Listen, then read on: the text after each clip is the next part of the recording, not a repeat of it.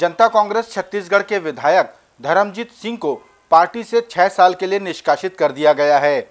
उन पर आरोप है कि वे और विधायक प्रमोद शर्मा ने भारतीय जनता पार्टी के गृह मंत्री अमित शाह के कार्यक्रम में जाकर पार्टी की अवमानना की है।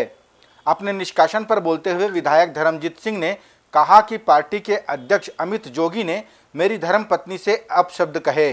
उन्हें पता होना चाहिए कि राजनीति मैं करता हूं, तो उन्हें मुझसे बात करनी चाहिए। मैं स्वयं अपने सार्वजनिक जीवन में आज तक कभी किसी को अरे भी नहीं बोला हूँ। किसी भी महिला का सम्मान किया हूँ, महिला के सम्मान के लिए लड़ाई लड़ा हूँ। और एक व्यक्ति अगर मेरी पत्नी को बदतमीजी से बात करे तो मैं ऐसे विधायकी को 100 बार छोड़ना और ठुकराना पसंद करूँगा, लेकिन मैं अपने सम्मान से समझौता नहीं कर सकता। संयुक्त प्रेस वार्ता में धर्मजीत सिंह के साथ एक और विधायक प्रमोद शर्मा भी मौजूद थे। उन्होंने कहा कि जनता कांग्रेस अब खत्म हो गई है और धर्मजीत सिंह मुक्त हो गए हैं। उन्होंने अमित जोगी से गुहार लगाई कि वे उन्हें भी मुक्त कर दें। पार्टी खत्म हो चुकी है, वो सिर्फ अमित जोगी की पार्टी है। छत्तीसगढ़ जनता कांग्रेस जे पूरी तरीके से खत्म हो चुका है। मैं सार्वजनिक तौर पे पार्टी विरोध में अपना बयान दे रहा हूं और अमित जोगी कह रहा हूं कि हिम्मत हो तो मेरे को भी पार्टी से निष्कासित कर दो। इस राजनीतिक घटनाक्रम के बाद धर्मजीत सिंह के भारतीय जनता पार्टी में जाने की चर्चा होने लगी। पूर्व मुख्यमंत्री डॉक्टर रमन सिंह ने कहा कि धर्मजीत सिंह से उनके मधुर संबंध हैं और सभी विधायक उनके संपर्क में हैं। धर्मजीत सिंह के भाजपा प्रवेश पर उन्होंने कहा कि यह निर्णय उनका है। मेरे संपर्क में सभी है, विधायक के संपर्क में नहीं रहेगा और विधानसभा में बातचीत होती है, चर्चा होती है। अब मैं उनको अपना स्वतंत्र उनका विचार और अस्तित्व रहा है। तो जब भी ज़रूरत होती थी, अमित शाह के कार्यक्रम में भी हमने इनवाइट किया था, आम आदमी को भी किया था, ये लोग भी आए थे। संबंध हमारे बहुत अच्छे हैं और पहले भी अच्छे थे, आज भी अच्छे हैं और आने वाले समय में भी ये संबंध हमारा बरकरार है। क्या पार्टी में आएंगे ये माने? ये निर्णय उनका है। यदि भारतीय जनता पार्टी में आने का निर्णय ये दोनों विधायकगण लेते हैं तो पार्टी विचार करेगी। पूरे मामले पर बोलते हुए जनता कांग्रेस की रेणु जोगी ने कहा कि उनका निष्कासन करना मेरे राजनीतिक जीवन का एकमात्र सबसे दुखद पहलू है। वे मेरे छोटे भाई की तरह थे। बल्कि जैसे मैंने कहा, वो मेरे छोटे भाई तुल्य हैं और प्रमोद शर्मा जी भी। अब ये दुखद स्थिति तो बन गई है और मेरे पास कोई विकल्प नहीं बचा था। या तो पार्टी ख़त्म हो जाए या हम लोग सब खत्म हो जाएं, जो जितने साल लोग जुड़े हैं। अध्यक्ष अमित जोगी ने कहा कि मैंने कोई अपशब्द नहीं कहे। अगर मैंने कहे हैं तो उन्हें प्रमाण देना चाहिए। मेरी माँ बिस्तर पे पड़ी थी, अस्पताल में थी और ये लोग 2 दिन 3 दिन वहाँ किन किन से मिल रहे हैं, इसकी जानकारी मुझको हुई। तो मैंने भावना में कुछ उनको बातें कही, जो लिखी भी है कि क्या कही, वो मैंने लिखी है, वो उसको मैं नहीं रखा था। पर ये जो कि गाली गलौज किया, अपशब्द किए, अरे जब उनसे बात ही नहीं हुई, उन्होंने तो सीधे फोन। और अगर ऐसा कोई प्रमाण है, जहां तक ये बोल देना कि मेरी हत्या की साजिश है, तो ये जो आरोप लगा रहे हैं इसका कोई प्रमाण है उनके पास? ये जो उन्होंने प्रमाण दिखाया, साफ साफ वो खुद ही इसमें स्पष्ट है कि मेरी जो भी बात हुई उनसे हुई। उनकी पत्नी जी से तो कोई बात करने का राजनीतिक विषय है, प्रश्न ही नहीं उठता। छत्तीसगढ़ सरकार द्वारा राज्य के अनुसूचित जाति, जनजाति और पिछड़ा वर्ग के लोगों को 58% आरक्षण देने के फैसले को माननीय उच्च न्यायालय ने रद्द कर दिया, जिसे लेकर कांग्रेस पार्टी के संचार विभाग के प्रमुख सुशील आनंद शुक्ला ने कहा कि यह रमन सरकार के समय की लापरवाही का नतीजा है, जिसके चलते उच्च न्यायालय ने इस फैसले को रद्द किया। रमन सरकार की लापरवाही और अकर्मण्यता के कारण आज 58% आरक्षण का फैसला रद्द हुआ है। जब रमन सरकार ने 50% से अधिक आरक्षण का फैसला लिया था, उस समय ही राज्य सरकार की यह जवाबदारी थी कि वह अदालत के समक्ष इस बात को प्रस्तुत करती कि किन विशेष परिस्थितियों के कारण यह निर्णय लिया गया था। माननीय सुप्रीम कोर्ट के इंदिरा साहनी प्रकरण में यह स्पष्ट तौर पर आदेशित है कि यदि कोई राज्य सरकार 50% से अधिक आरक्षण देती है तो उस राज्य सरकार की उन विशेष परिस्थितियों को सिद्ध करने की जवाबदारी होती है। लेकिन रमन सरकार ने इस जवाबदारी का सही ढंग से निर्वहन नहीं किया। एक मंत्रिमंडलीय उपसमिति भी उन्होंने बनाया था। उस उप समिति के द्वारा दी गई अनुशंसा को भी माननीय कोर्ट के समक्ष रमन सरकार ने प्रस्तुत नहीं किया। हाई कोर्ट के फैसले पर पूर्व मुख्यमंत्री डॉक्टर रमन सिंह ने कहा कि वर्तमान सरकार ने इस मामले को गंभीरता से नहीं लिया। उन्होंने आरोप लगाया कि सरकार ने इस मामले के लिए किसी बड़े वकील को भी नहीं लगाया। जब तक हमारी सरकार रही हम पूरी मजबूती से कायम भी रहे। आज कोर्ट का फैसला है, इसका मतलब है कि वर्तमान सरकार ने इस पूरे मामले को उतनी गंभीरता से नहीं लिया जितना इस मामले को लिया जाना चाहिए था, और आज आरक्षण वापस फिर कम हो चुका है। तो मुझे लगता है कि सरकार सुप्रीम कोर्ट में के बड़े वकीलों को लाकर इस गंभीर मुद्दे को पूरी ताकत के साथ लगाना था, मगर सरकार की गंभीरता दिख रही है कि आज फैसला उनके विरोध में आ गया। बिलासपुर जिले के कर्रा नवा गांव में संचालित शासकीय उचित मूल्य की दुकान पर राशन कम देने और मृतकों के राशन को हजम करने का आरोप गांव वालों ने लगाया। गांव वालों की मांग है कि उन्हें राशन का वितरण पंचायत के माध्यम से किया जाए और गांव की सोसाइटी का लाइसेंस रद्द किया जाए।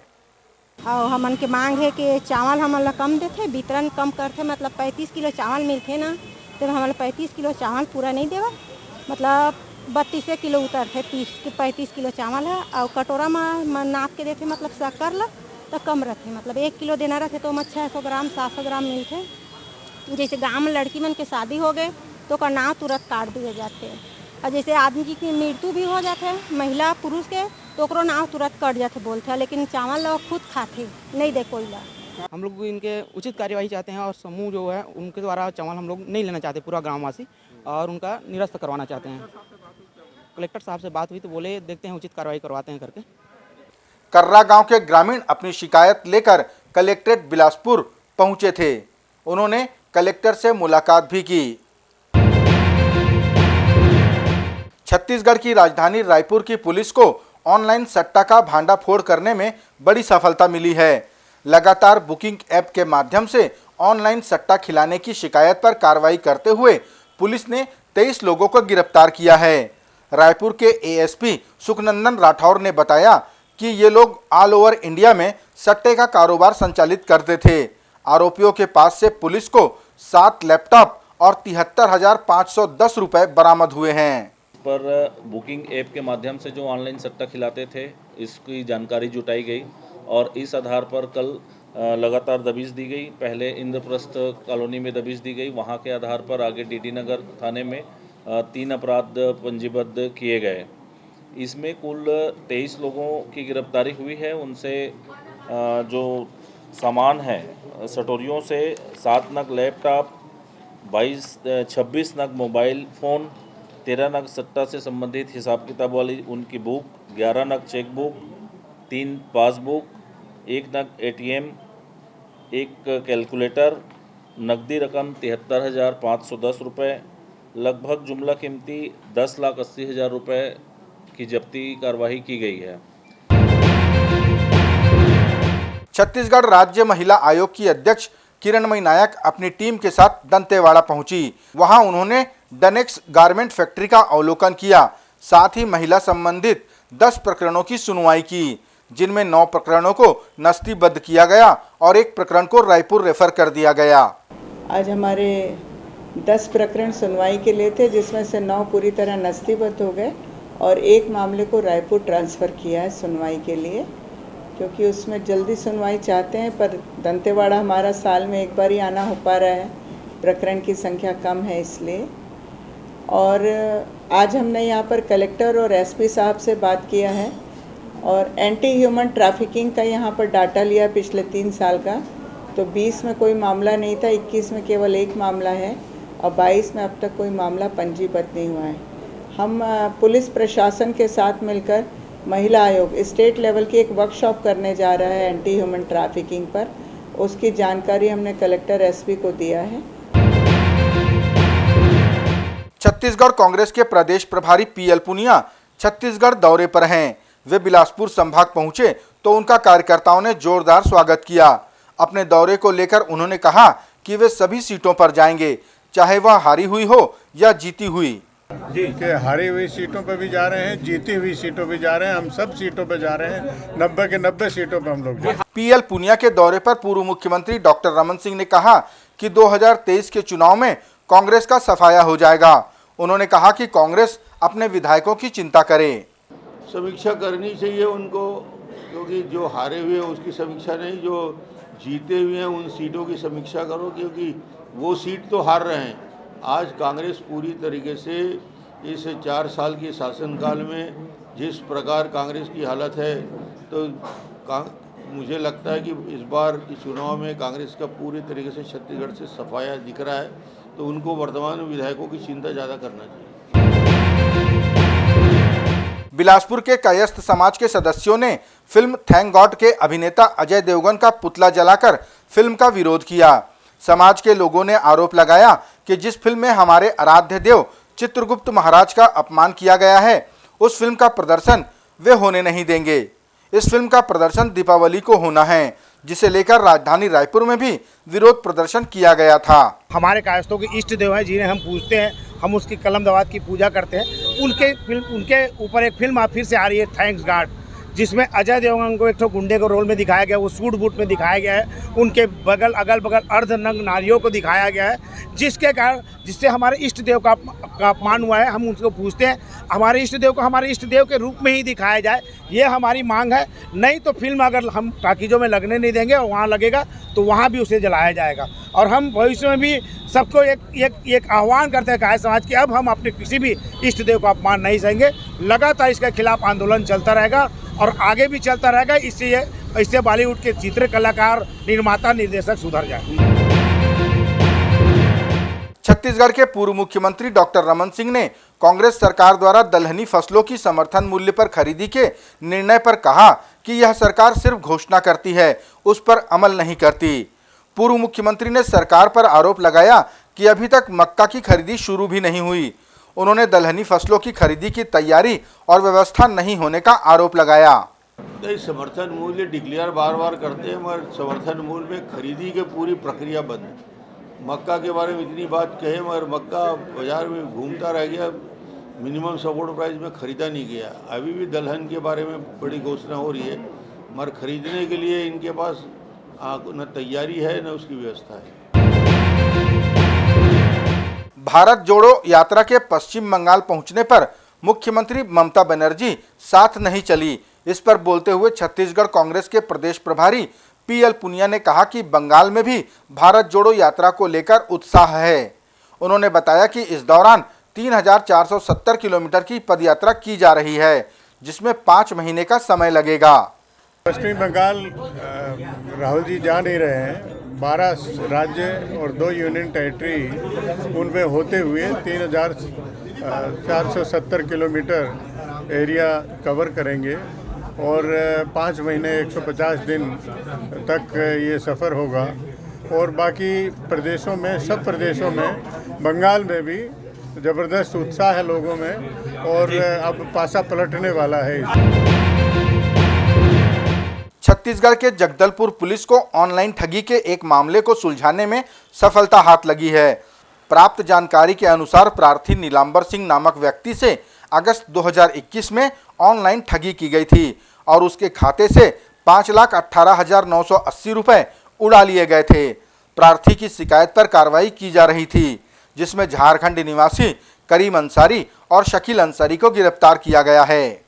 अगस्त 2021 के दौरान इस मामले के प्रार्थी नीलांबर सिंह साहू से इस मामले के जो आरोपी हैं उनके द्वारा अपने आप को बैंक का अधिकारी होना बताकर और बैंक के KYC को अपडेट करने का झांसा देकर जो है उनकी व्यक्तिगत जानकारी और बैंक की जानकारी लेकर 5,18,980 रुपये की ऑनलाइन ठगी किया गया था। और घटना पर प्रार्थी के रिपोर्ट पर आरोपी के विरुद्ध धारा 420 IPC और 66C 66D IT एक्ट के तहत आपराधिक प्रकरण पंजीबद्ध कर अनुसंधान में लिया गया था। और उक्त आपराधिक प्रकरण में साइबर सेल के द्वारा जो है मामले में जो तकनीकी साक्ष्य है संकलित किया जा रहा था और इस दौरान ज्ञात हुआ कि मामले के जो संदेही झारखंड क्षेत्र में उपस्थित हैं। सूचना पर एक टीम गठित कर झारखंड रवाना किया गया था। उक्त टीम के द्वारा संदेह के आधार पर 2 व्यक्तियों की घेराबंदी कर पहचान कर पकड़ा गया, जिनसे पूछताछ करने पर दोनों ने अपना नाम करीम अंसारी और शकील अंसारी दोनों निवासी देवघर का होना बताया गया। जिनसे पूछताछ करने पर जो है दोनों ने बताया कि इनके द्वारा जो है अलग अलग व्यक्तियों को कॉल कर जो है एनीडेस्क नामक जो है ऐप डाउनलोड कराया जाता था और उसके माध्यम से जो है लोगों की व्यक्तिगत जानकारी और खाते की जानकारी लेकर जो है उनके खाते से जो है राशि आहरण का ठगी करना बताया गया है।